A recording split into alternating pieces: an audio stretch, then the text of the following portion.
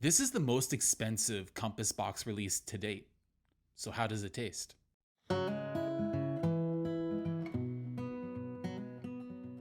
Hey guys, welcome back to Whiskey on the West Coast. My name is Matt, and today we're going to be talking about Compass box release called Vellichor.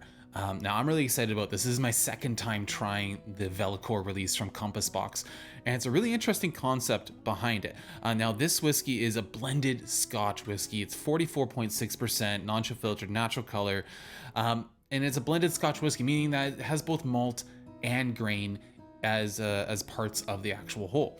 Now, Vellichor is a word that means or is trying to describe the feeling or the senses evoked by the scent of old books or paper, like an old bookshop or an old library, old leather-bound books, these sorts of things. That's what the word Vellichor means. And so a whiskey that tastes or smells like that sounds pretty fantastic to me, but also sounds like a lot of marketing.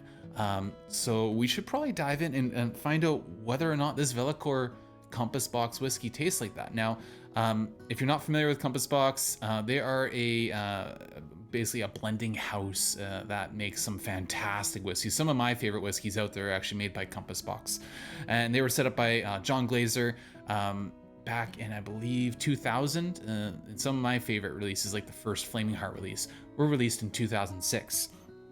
So they've been at it a long time. Well, one of the things they've done ever since they had a bit of a dispute with the Scotch Whisky Association is they put their recipes up in these kind of charts that almost look like the rings they're like tree rings. If you count the tree rings, it'll tell you the age, the number of years for each part of the blend of the whiskey. And so we'll put that image up so you can take a look. But the Vellichor whiskey, the blended Scotch whiskey, is a composite of 38.9% 25-year-old Highland Park, actually 8 recharred hogsheads, which that's starting out with a bang. Okay, 25-year-old Highland Park, nearly 40% of this whiskey is that. 29.3% of this whiskey is also 26-year-old blended malt parcel, I believe purchased from Gordon and MacPhail, though I could be wrong, and it was 1 refill sherry butt, so a real big sherry cask. And this one actually had the name attached to it, dubbed Old Orkney. So really fascinating there. Maybe that also contains some Highland Park. Maybe it contains some Scapa. No one actually knows what's in that malt at this point, that blended malt, but it's cool to speculate. It's also 15.6% 25-year-old blended Scotch, so a blend of grain and malt again. And that was 2 refill sherry butts. And then 12.1% 23-year-old Macallan from first fill ex-bourbon casks.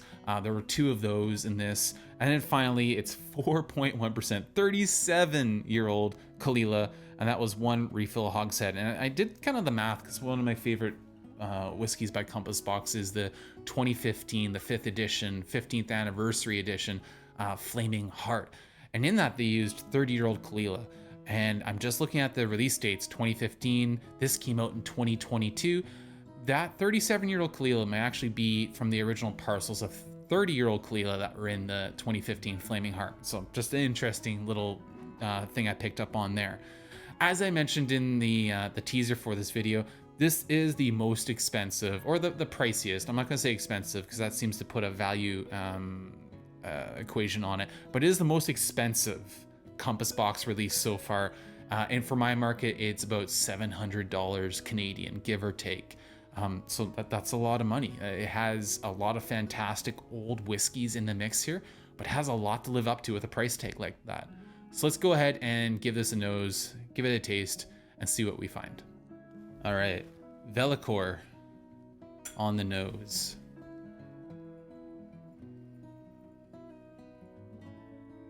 Yeah, that's an old nose. That's a nose filled with leather, like musty oak. There's some ginger spice there, which I kind of associate with Macallan. I mean, I got to admit, maybe it's the marketing getting to my own senses. Maybe I've been influenced here, but I mean, I can smell like old leather-bound books in this whiskey. but it's not like it's not a like a vivacious nose. Like it is a bit on the shyer side, which I'm not surprised by with older whiskeys in here. Oftentimes, if there's a part of the whiskey that's gonna be dampened a bit, so oftentimes it can be the nose. But yeah, old leather-bound books for sure. That is funny. That's an incredible note. They did a good job building this whiskey then, with that being the concept. I think they pulled that part off. Yeah, caramel, butterscotch. Yeah, maybe the butterscotch is from those recharred casks there. All those caramelized sugars being pulled out. Sherry influence is evident too. Some dark fruits. And with this old whiskey, I'm finding a lot more tropical fruits on the back of this nose. The more I dig in, I'm finding like grilled pineapple and some other tropicals. There's some peat in here too. Obviously, with the constituent parts, you're gonna find peat. It's not overwhelming. It's not taking over the show. It's a leathery peat. It's just accenting everything. Yeah, raisins, prunes, adding to those dark fruits. Really interesting nose, really compelling nose. But again, it's not going to be jumping out at you. You're going to have to search a little bit in the glass for these things. All right, taking a sip, diving in.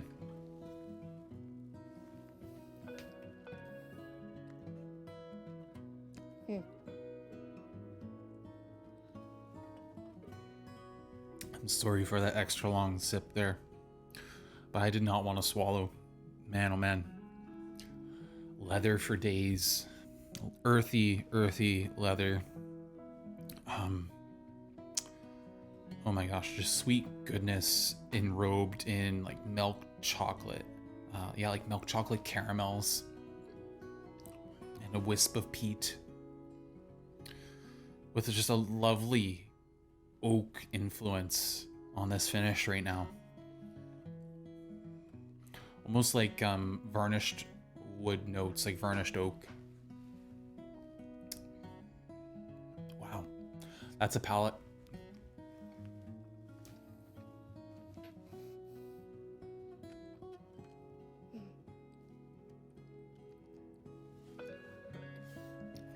Each sip you take of this could last you 10 minutes, just experiencing these flavors and the way they come alive on your palate. There's a lot more fruit on this palate than I'm able just to pull right now. Wow.